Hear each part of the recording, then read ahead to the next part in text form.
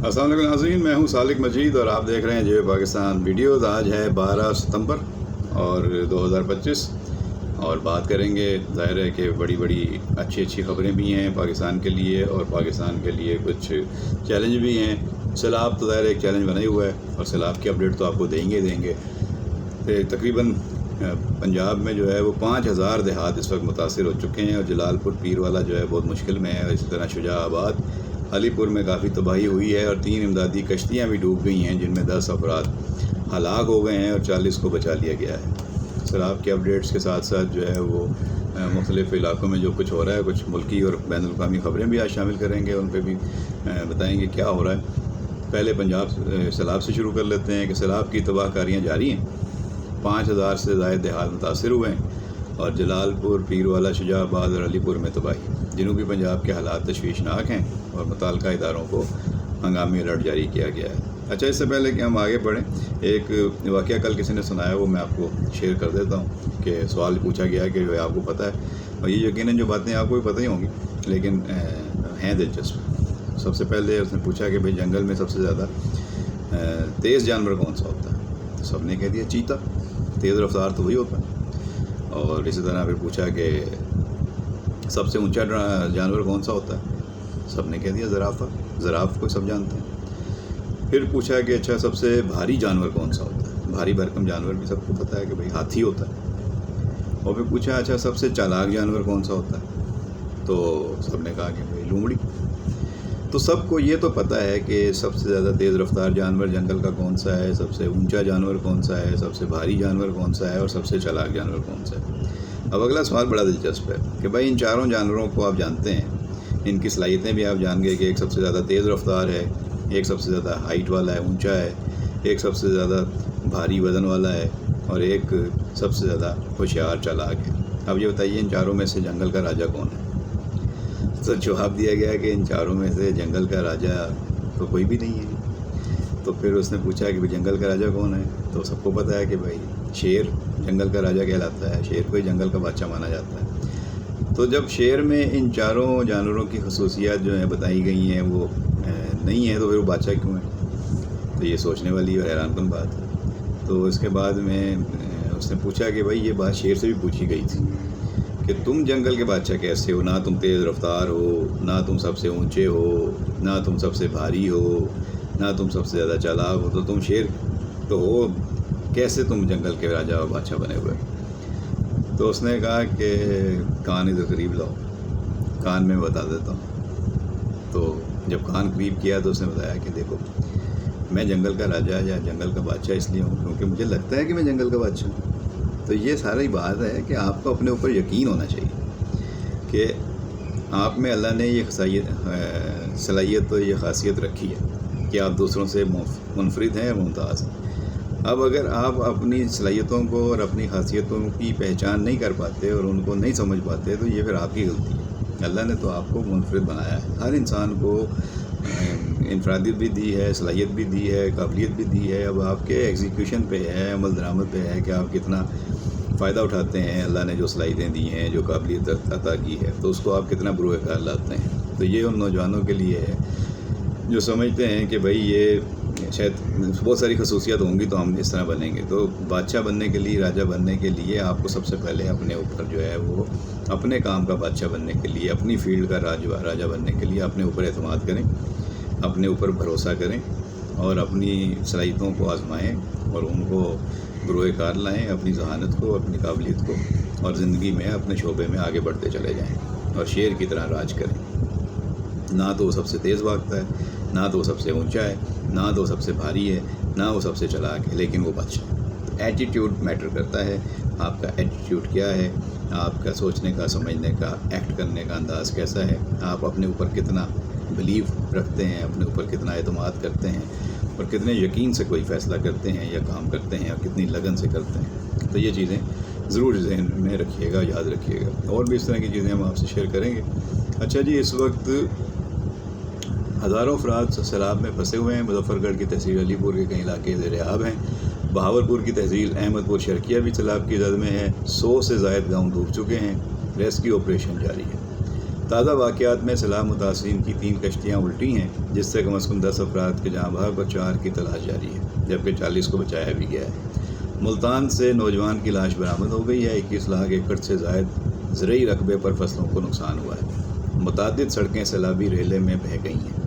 اب جو لوگ پاکستان میں ہیں، ان علاقوں میں گئے ہوئے ہیں، وہ تو ان کو سمجھتے ہیں، جانتے ہیں۔ جو لوگ پاکستان سے باہر ہیں یا ان علاقوں سے تعلق رکھتے ہیں یا وہ پاکستان کے ان علاقوں کو نہیں سمجھتے، تو وہ اس طرح کی جب خبریں سنیں گے تو یقینی طور پر وہ پریشان تو ہوں گے کہ پورے پاکستان میں شاید سیلاب آیا ہوا ہے۔ بہت بڑے علاقے میں سیلاب آیا ہوا ہے۔ ساؤتھ پنجاب اس وقت پورے سیلاب کی لپیٹ میں ہے، اور سندھ میں اس وقت پانی کا جو لیول ہے وہ مسلسل بڑھ رہا ہے، چاہے وہ دریائے سندھ میں سکھر کا مقام ہو یا گڈو کا مقام۔ تو ساری جو نہریں ہیں، سکھر سے جو 7 نہریں نکلتی ہیں، ان میں بھی میں صبح دیکھ رہا تھا 33,000 کیوسک پانی جو ہے اس میں رکھا گیا ہے، اور دریائے سندھ میں سکھر براج کے اوپر مسلسل بڑھ رہا ہے پانی۔ اور اب جو ہے وہ ادھر کراچی کے ساتھ جو ہب کا علاقہ ہے، تو ہب ڈیم کے قریب جو بستیاں ہیں ان کو بھی کہا گیا ہے کہ آپ علاقہ خالی کر دیں، کیونکہ ہب ڈیم میں جو پہاڑوں سے پانی آ رہا ہے وہ مسلسل اس کا لیول بڑھ گیا ہے، اور کافی پانی اب لیول میں بھی تقریباً بھر چکا ہے۔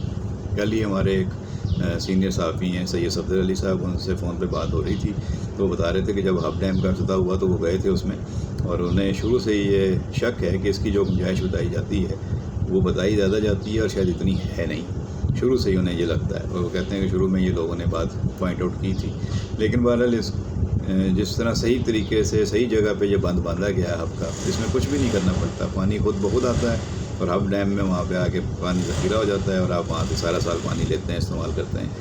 یہی صحیح طریقہ تھا انجینئرنگ کا، اس طریقے سے بند باندھنے تھے، اور آپ نے پانی کو بچانا تھا۔ بھی ہم ہر سال اتنا پانی ضائع کر دیتے ہیں جو بلوچستان سے سمندر میں چلا جاتا ہے، اس کو ہم نے کوئی زیادہ اچھے ذخائر نہیں بنائے ہوئے، اور کمزور ڈیم ہے ہمارے، تو ان کو بہتر کرنے کی ضرورت ہمیشہ محسوس کی گئی ہے۔ ہب ڈیم میں اس وقت پانی کی سطح 338 فٹ تک پہنچ گئی ہے۔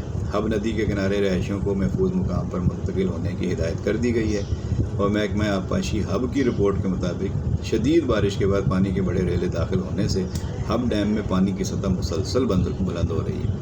ڈیم میں اب صرف 1 فٹ کی گنجائش باقی رہ گئی ہے، جبکہ ہب ندی کے اندر ریتی بجری نکالنے اور کرش پلانٹ مالکان کو بھی مشینری اور لیبر محفوظ مقام پر منتقل کرنے کی ہدایت جاری کر دی گئی۔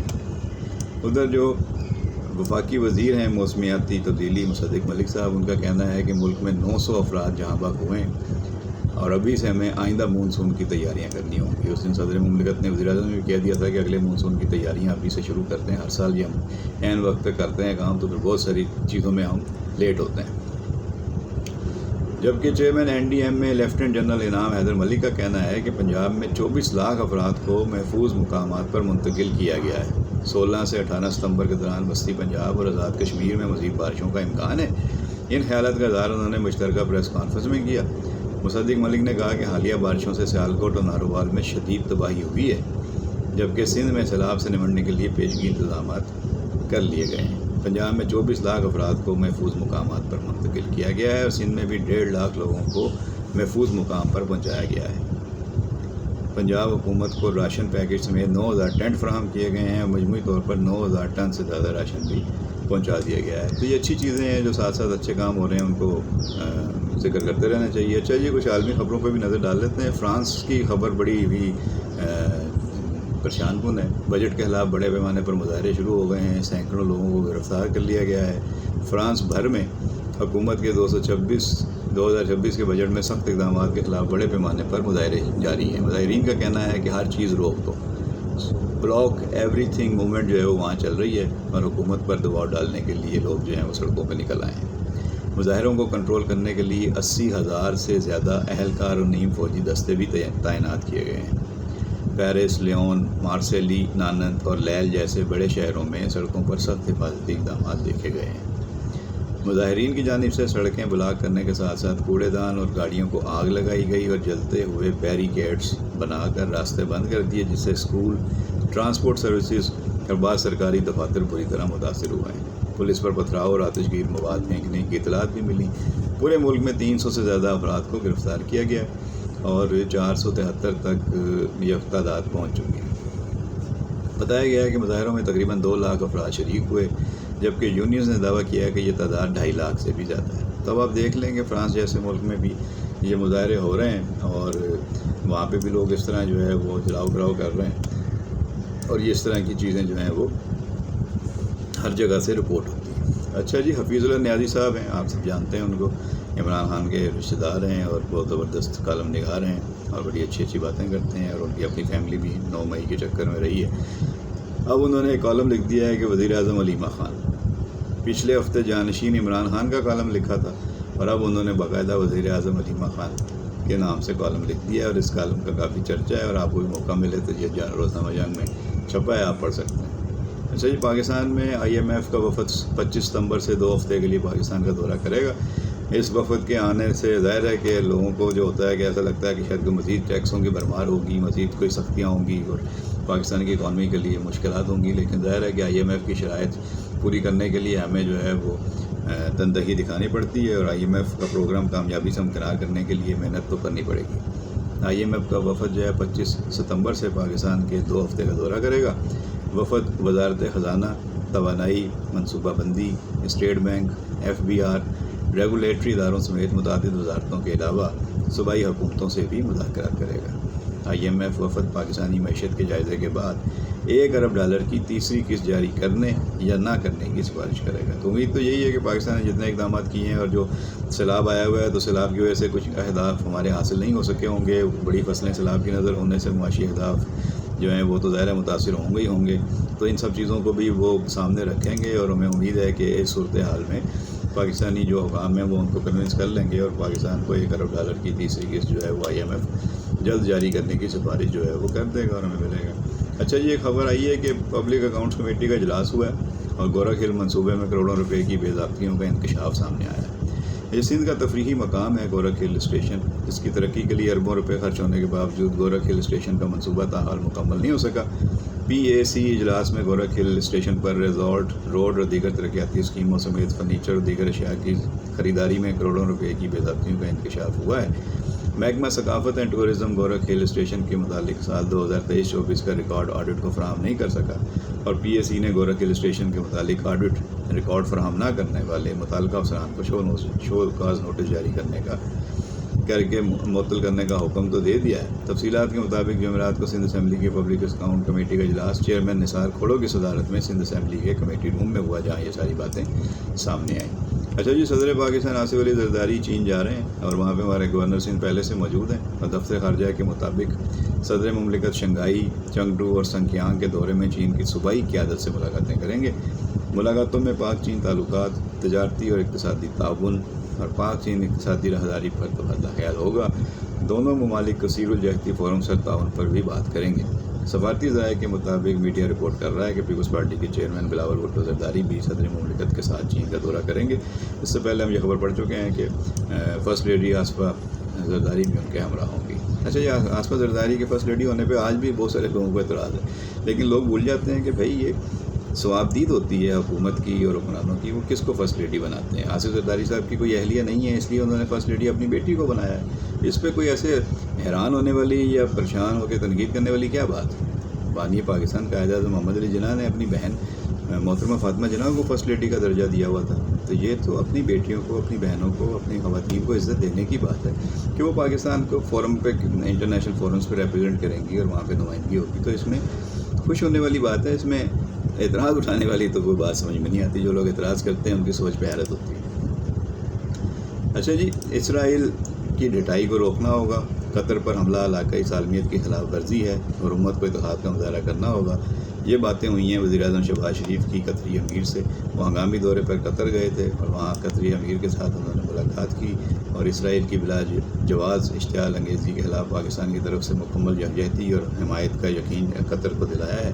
اور یہ ایسے موقع پہ وزیر اعظم کا اپنے وزراء کے ساتھ وہاں پہ ہنگامی دورہ کرنا اور قطر کو جا کے اپنی یکجہتی اور حمایت کا یقین دلانا، یہ بہت اچھا سائن ہے، بہت اچھا اقدام کیا ہے شہباز شریف صاحب نے۔ اور قطر کے ساتھ ہمارے ویسے بھی پرانے تعلقات ہیں، دوستانہ تعلقات ہیں۔